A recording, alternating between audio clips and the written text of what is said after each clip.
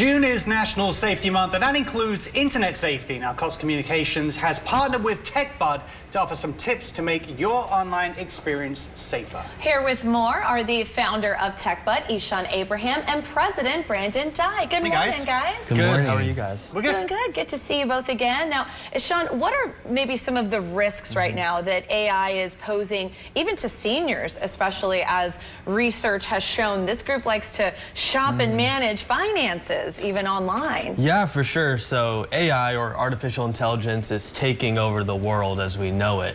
And, you know, it has many good things. Like, it has a lot of benefits with education, healthcare, etc. But one of the biggest risks it poses is it can mass produce phishing emails that are sent out to seniors, and honestly not just seniors but everybody nowadays. And it utilizes technology called deepfakes, which is where they copy someone's entire face and voice, and they replicate it to almost perfect, and that way that seniors and other people will fall victim to it and give them money and whatsoever. So I would say that's probably the biggest risk of AI. Yeah. With that in mind, what are some things that seniors can do, in fact all of us, to be aware of potential risks and the dangers of that AI content? Yeah, so right now AI isn't like super advanced that it can 100% replicate somebody, but what it can do is get it to that 90%, 95%. So the biggest thing is being able to recognize what that 5 to 10% of human touch it's missing. So I would say the biggest thing is personal relationships. So if they are imitating someone you personally know, make sure to ask the AI or the hacker what is some code word or some personal experience that you know that you can be able to differentiate. You know, the AI won't be able to know your personal experiences. Another thing to do is to be able to contact the person that they're imitating in some other way. So if the AI is giving you a call with a certain phone number, never respond to that exact phone number. Be able to go to them in person or email them to be able to make sure that, or email the company to make sure that it's actually legit. So I would say that's probably the biggest things we can do. Advice. Yeah.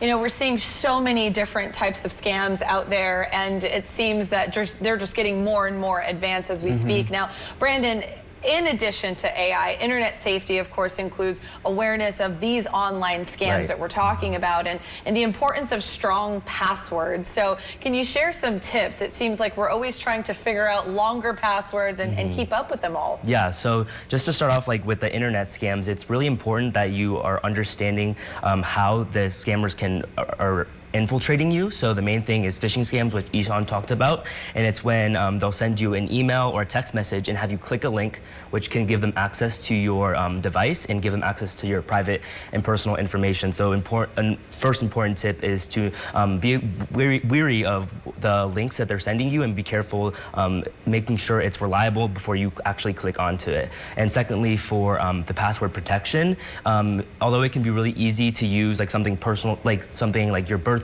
or name or address, those passwords can be really easily guessed. So it's important you can use those, but also having special characters like exclamation points, at symbols, or pound symbols like that can make it much more harder for a hacker or a scammer to guess your password and information. Another thing is being vigilant of suspicious information online. What should people do if they encounter something like that?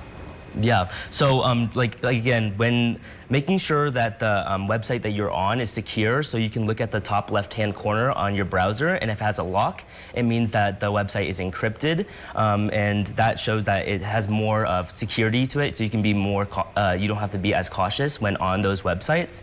And then also just making sure that the website and source that you're reading is credible, and just being really wary of how not giving away any of your really sensitive personal information to someone that might be asking for it. Right. Ishan, what types of free services does TechBud provide? Yeah, so TechBud provides any service that seniors need help with. That can include scam prevention and detection. That's probably our biggest thing we do, but we also help out with computer setups, TV setups, printer setups. And what we do is we go around to different communities in Las Vegas, whether it's a library, a church, a senior home, or conventions.